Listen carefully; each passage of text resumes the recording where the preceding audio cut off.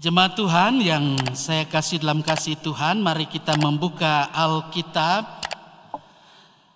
Bagian Alkitab yang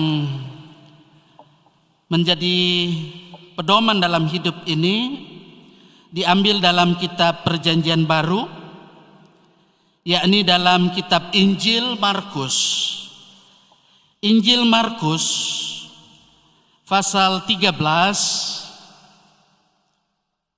dibaca ayat 20 hingga ayatnya yang ke-37.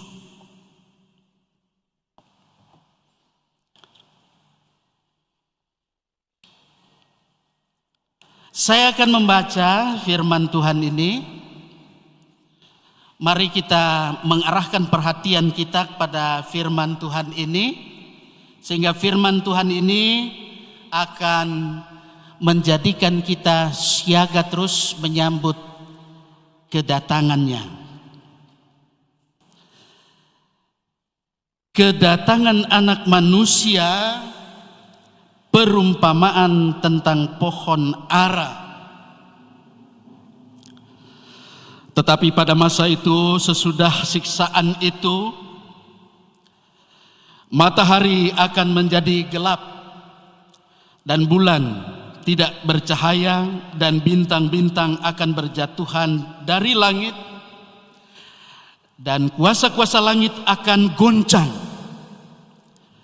Pada waktu itu orang akan melihat anak manusia datang dalam awan-awan dengan segala kekuasaan dan kemuliaannya.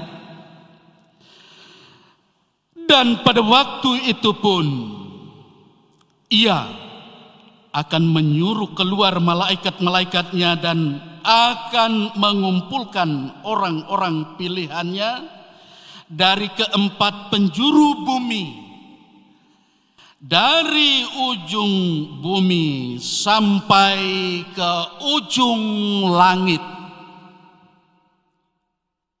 Tariklah pelajaran dari perumpamaan tentang pohon ara.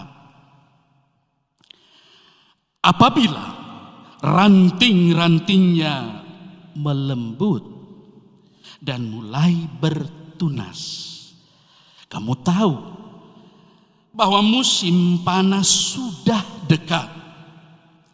Demikian juga jika kamu melihat hal-hal itu terjadi,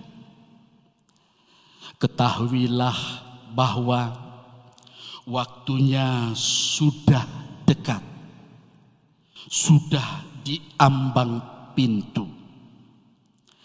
Aku berkata kepadamu, sesungguhnya angkatan ini tidak akan berlalu sebelum semuanya itu terjadi. Langit dan bumi akan berlalu, tetapi perkataanku tidak akan berlalu. Tetapi tentang hari atau saat itu tidak seorang pun yang tahu.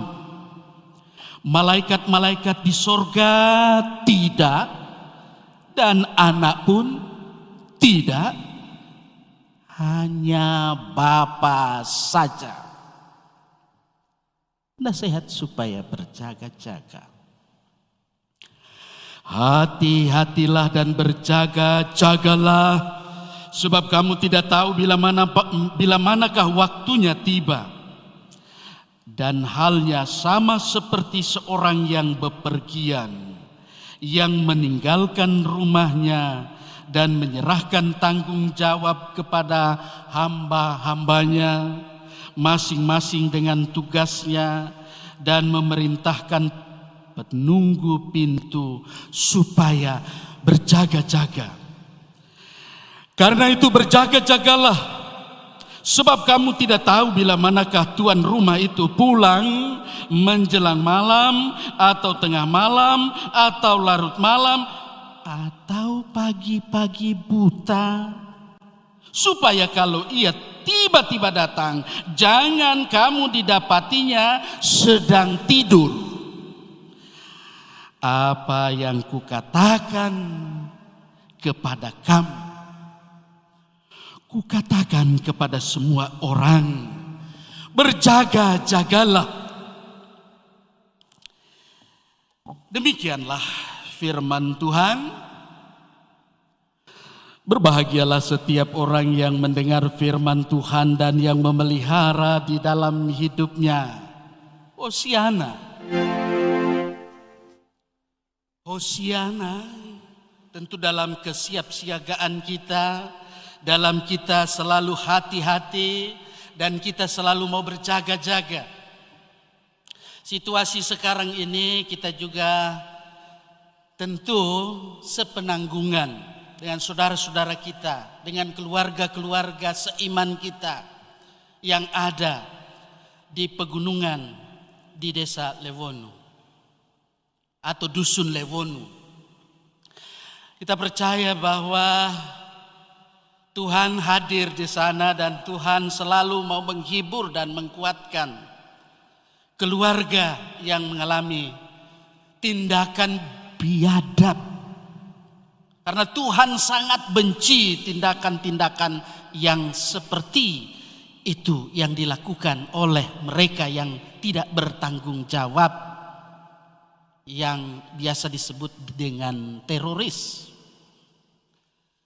Saudara-saudara yang saya kasih dalam kasih Tuhan, kita berharap supaya aparat keamanan, TNI, Polri, bahkan pemerintah kita yang ada akan cepat mengusut tuntas. Dan tentu kepada masyarakat yang ada diberikan jaminan keamanan dalam melaksanakan segala tugas dan tanggung jawab sebagai umat, sebagai masyarakat yang ada di daerah ini. Ketika kita berada dalam masa pandemik ini, kita diperhadapkan dengan situasi-situasi, ada banyak pekerjaan rumah yang harus diselesaikan tentu oleh pemerintah kita yang ada. Korupsi juga merajalela sehingga ada yang sudah OTT. Dan banyak hal yang harus diselesaikan.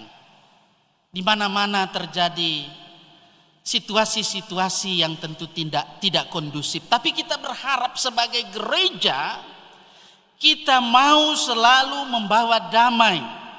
Karena Yesus sudah pernah katakan, berbahagialah orang yang membawa damai. Jemaat Tuhan yang saya kasih dalam kasih Tuhan Yesus Kristus, perikop kita dari bagian firman Tuhan, Injil Markus pasal 13 ayat 24 hingga ayat 37. Di dalamnya kita memperhatikan bagaimana Yesus Kristus itu sendiri yang adalah pembawa damai. Yesus Kristus yang mau menyatakan bahwa manusia yang ada di dunia ini harus senantiasa datang kepada Allah, berseru kepada Tuhan, dan tentu tidak hanya sekedar berseru, sekaligus mengaplikasikan ajaran-ajarannya. Karena itulah dia menyampaikan pengajarannya. Dia melanjutkan pembicaraannya tentang krisis besar yang kedua yang akan terjadi masa datang. Saya tidak menakut-nakuti karena inilah beritanya. Karena situasi COVID ini juga akan mengalami gelombang kedua. Makanya saya berharap kita sekalian harus tetap dengan prokes yang ada, protokol kesehatan yang ada, dengan social distancing yang ada. Semua kita lakukan supaya dalam kehidupan ini ketika menghadapi krisis, ketika pandemik gelombang kedua terjadi, Dan kalau di sini perikop ini berbicara tentang krisis besar yang kedua yang akan terjadi masa datang, yaitu kedatangan kembali anak manusia dalam kemuliaan. Nah tentu kalau orang-orang yang beriman sangat menanti-nantikan itu, supaya itu terjadi atas kehidupan ini ketika ia datang, yaitu kedatangan anak manusia dalam kemuliaan. Kita lihat di sini kesan yang diberikan adalah bahwa hal ini segera mengikuti kesengsaraan, ya, dari ayat 14 kalau dibaca itu hingga ayat 23. Ini juga sekaligus membawa kita kepada pemikiran bahwa yang terakhir ini mempunyai arti eskatologis, maksudnya yang akan datang itu, ya, peristiwa eskatologis, supaya jangan bingung, ya, yang akan datang nanti terjadi. Dan itu tidak terbatas pada kejadian-kejadian pada peristiwa tahun 70 Masehi. Sampai di mana kita lihat di sini bahasanya itu dapat diartikan secara simbolis mengenai ledakan-ledakan secara politis dan internasional, seperti pendapat dari para penafsir pada tahun 60-an. Memang agak sulit untuk ditentukan dari bagian ini apabila kita mau memperhatikan bagian firman ini. Banyak hal, ya, memang yang kita harus perhatikan di dalamnya. Yang pasti bahwa banyak hal yang dahulu tanpa ragu-ragu itu diturunkan ke bidang apokalips, maksudnya pada bidang pembelaan-pembelaan dalam bagaimana membela dalam kehidupan iman kita yang pasti akan terjadi.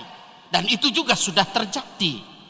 Sekarang dalam abad atom, bahkan di era digital ini, ya, kita kan sekarang era digital, dapat benar-benar terjadi secara konkret, nyata. Tentu tidak akan bersifat ilmiah, Bapak Ibu Saudara-saudara, untuk menolak rangkaian bahwa kata-kata ini menunjukkan kepada fenomena objektif, gejala objektif dalam bentuk kekacauan kosmis yang akan mendahului kedatangan kembali Yesus Kristus. Jadi kalau kita lihat di sini, ini baru introduksi, baru pendahuluan. Jadi jangan takut, jangan khawatir. Kalau toh itu terjadi dalam kehidupan kita. Di ayat 26, anak manusia datang dalam awan-awan. Nah, di sini kita lihat ada kata-kata yang jelas menunjuk pada juga bagian firman Tuhan di kitab Daniel. Selalu kitab Daniel itu dirujuk, ya, kita lihat itu pasal 7 ayat 13. Nah, pada awal pelayanannya kalau kita lihat di sini, Yesus sudah memulai, dia memakai gelar anak manusia bagi dirinya sendiri. Kita lihat di situ misalnya dalam Injil Markus pasal 2 ayat 10. Tapi di sini untuk pertama kalinya hubungannya dengan nubuat kitab Daniel itu tampak jelas seperti yang saya sebutkan tadi. Di tengah-tengah banyak hal yang mengelirukan, dan di sini dia mau menyatakan bahwa kemenangan terakhir Yesus Kristus, dia Mesias yang menderita itu, pada akhirnya dia akan masuk ke dalam kemuliaannya, sekalipun dia di sini dalam pemakaian orang ketiga, ya, yang tentu di sini orang bisa melihat, orang akan melihat. Ini mengisyaratkan bahwa mereka yang ditujukan untuk hidup menjadi saksinya, ya, menjadi saksi bagaimana dalam kehidupan ini dia menyaksikan karya Allah. Sehingga di ayat 27 dinyatakan di situ ada pengumpulan orang-orang pilihan oleh para malaikat. Ini kesannya bahwa tujuan ilahi yang ada dalam ayat 10 itu sudah dipenuhi pada waktu itu. Saudara-saudara yang saya kasih dalam kasih Tuhan, apa yang difirmankan itu dia sudah, sedang, dan akan ia genapi. Mari kita lihat di ayat 13 hingga pasal 13 ayat 28 hingga 37 dari perikop yang kita bacakan tadi. Di sini kita jumpai perumpamaan-perumpamaan dan ucapan-ucapan tentang berjaga-jaga. Jadi di sini harus ada warning. Bagaimana dalam kehidupan ini dia mau menyampaikan agar ada aplikatifnya, ada penerapan praktis dari segala pembicaraan, dari pengajaran yang ia sudah sampaikan terdahulu.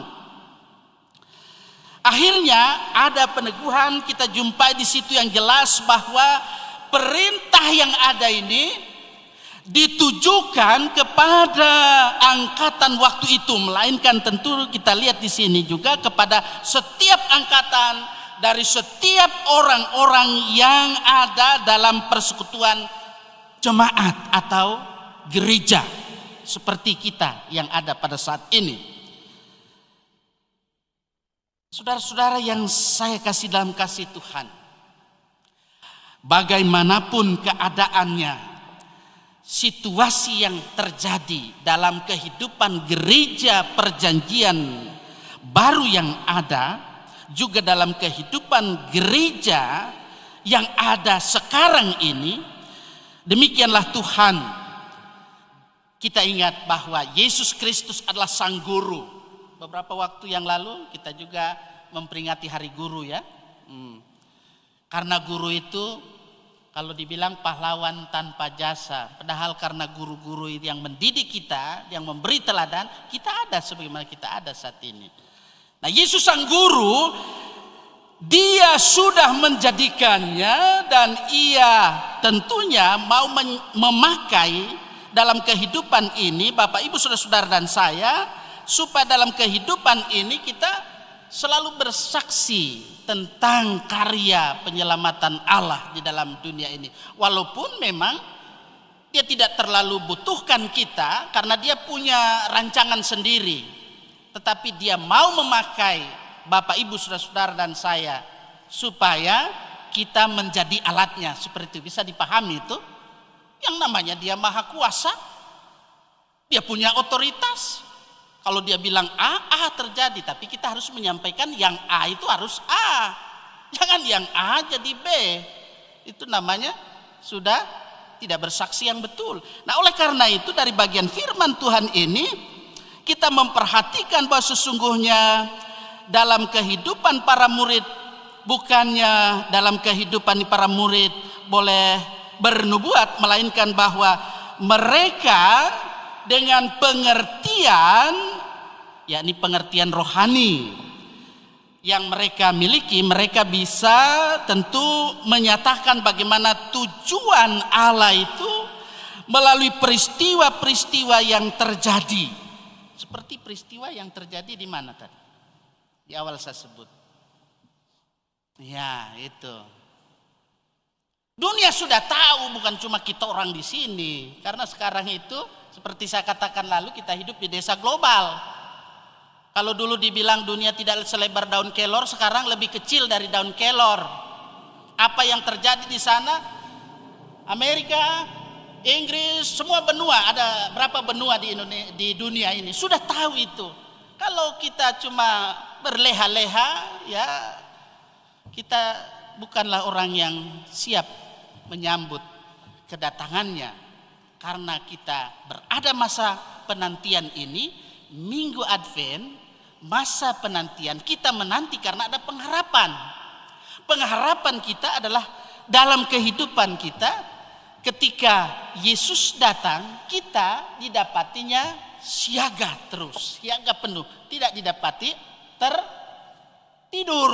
Oleh karena itu selalu diingatkan, selalu berjaga-jaga dan berdoa. Nah, baik, kita perhatikan bagian berikutnya bahwa sesungguhnya Dia mau mempersiapkan dalam kehidupan kita sebagai orang-orang yang percaya. Di minggu Advent ini kita selalu menanti kedatangan Tuhan. Kita akan tentu terus merayakannya pada saat-saat seperti ini. Itu berarti sebagai orang yang beriman kepadanya, wajib hukumnya dalam kehidupan ini, kita giat menunaikan tugas panggilan pelayanannya. Kita giat bekerja sambil kita memperhatikan sikap perilaku kita setiap hari sebagaimana umat Allah Israel. Ketika mereka menerima janji bahwa mereka akan dikembalikan ke Yerusalem dari pembuangan di Babel, mereka disuruh apa? Mengaku dosa. Ya, karena dosa itulah yang menghalangi dalam kehidupan ini ketika mereka mau masuk dalam kerajaannya. Sebagaimana dalam nas pembimbing, mari kita perhatikan lagi nas pembimbing yang sudah saya baca tadi dan kita dengar tadi di Yesaya 64 ayat 8 sampai ayat 9. Kita membaca di situ, saya akan baca kembali supaya kita memperhatikannya. Tetapi sekarang ya Tuhan, Engkaulah Bapa kami, kamilah tanah liat, dan Engkaulah yang membentuk kami, dan kami sekalian adalah buatan tangan-Mu. Tuhan, janganlah murka amat sangat, dan janganlah mengingat-ingat dosa dan seterusnya. Sesungguhnya pandanglah kiranya kami sekalian adalah umat-Mu. Saudara-saudara yang saya kasih dalam kasih Tuhan, orang-orang Israel itu merasa bahwa mereka dibuang ke Babel akibat kejahatan mereka sendiri. Nah, ini berhenti melakukan tindak kejahatan.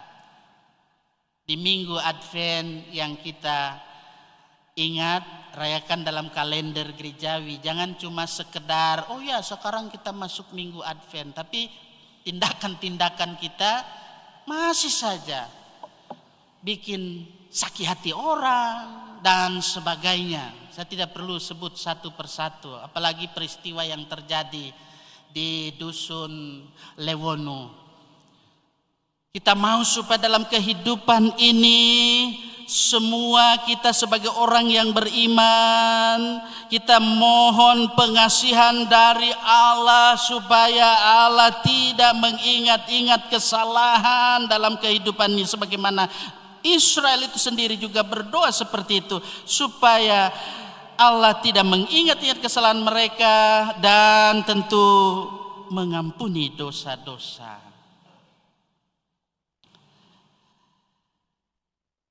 Itu yang harus kita lakukan yang pertama dalam kehidupan kita di saat kita berada di minggu Advent pertama ini. Itu berarti kita mempersiapkan diri kita dengan kesiapan, kelengkapan kehidupan iman kita. Selengkap senjata Allah itu. Itu kalau saya sebut itu ya, jadi panjang khotbah, tapi kalau saya sudah katakan selengkap senjata Allah, bukan nanti ambil pistol lalu dor-dor, tidak. Jadi kita harus berbaju sirahkan keadilan, ingat itu, ya. Berkasutkan bagaimana kerelaan kita menyampaikan kabar baik, kabar sukacita, bukan kabar bohong yang kita sampaikan atau hoak. Yang kedua, bahwa dalam kehidupan ini di minggu Advent yang kita rayakan saat ini. Sebagai gereja, sebagai orang yang percaya, hendaknya kita memiliki kerendahan hati. Kita mengaku bersalah di hadapan Allah dan senantiasa kita mau berusaha untuk memperbaiki diri. Kalau kedua hal ini sudah, sedang, dan akan kita lakukan, maka ketika Tuhan datang kembali, Ia dapati kita tidak tidur. Mempersiapkan hidup kita untuk menyambut peristiwa Natal. Ya, peristiwa Natal kan 25 Desember yang kita rayakan. No problem. Biasanya orang lebih banyak hanya persiapkan baju baru, sepatu baru, makanan yang serba wah, ya dah. Ya, kalau ada memang tidak apa-apa, tidak ada salahnya. Tapi jangan terfokus pada yang seperti itu. Tapi marilah kita fokus, isilah bejana hidup kita ini supaya lampada kita itu ya, nyala kita itu, lilin Advent ini sudah dinyalakan. Ya kalau tak sebentar, kalau habis itu ya matilah gitu. Itu hanya simbol supaya kita terus bersinar, menyinari kegelapan dunia yang ada ini. Hendaklah dalam kehidupan ini kita sadari bahwa Yesus pasti datang kembali. Nah, ini yang harus kita lebih persiapkan sejak dini.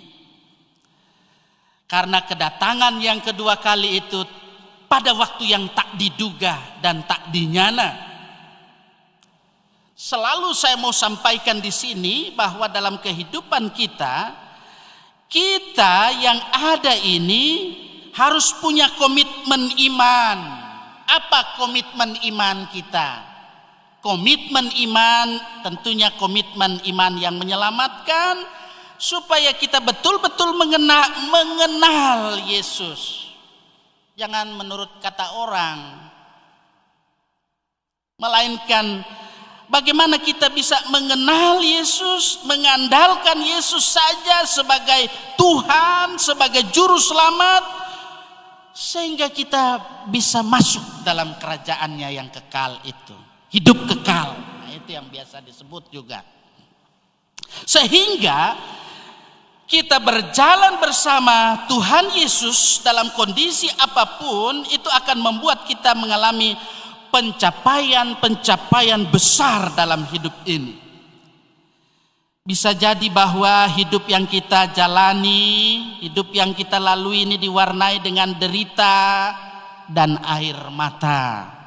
Tetapi ingatlah Bapak Ibu Saudara-saudara, dengan iman yang menyelamatkan itu, maka dalam kehidupan kita harus percaya, tidak hanya mengaku di mulut saja atau hanya berdasarkan persetujuan akal saja, tetapi itu harus kita lakukan bagaimana dalam kehidupan ini dia diikuti dengan respons mempercayakan diri sepenuhnya kepada Tuhan Yesus untuk memperoleh hidup kekal atau untuk masuk dalam kerajaan sorga, kerajaan Allah.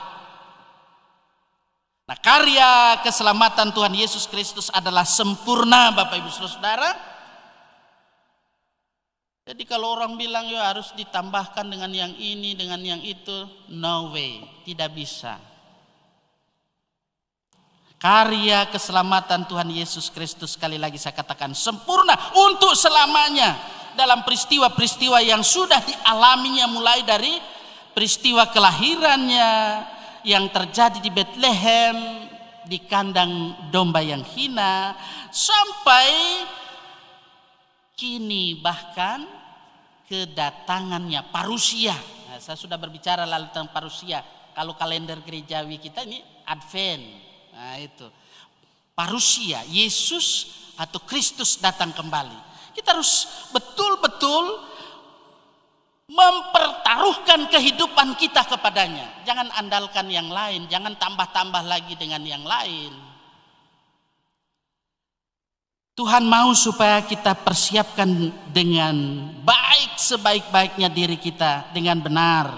Dan kita terus berjaga-jaga senantiasa sambil kita berdoa agar kita senantiasa boleh berdiri tegak di hadapannya, di hadapan Yesus yang disebut dalam perikop ini sebagai anak manusia yang akan datang menjadi hakim. Kalau hakim sekarang kan bisa disuap. Yesus Kristus hakim yang adil. Keadilannya itulah yang dia nyatakan di dalam pengorbanannya di kayu salib. Nah, oleh karena itu kita mari terus ikut dia.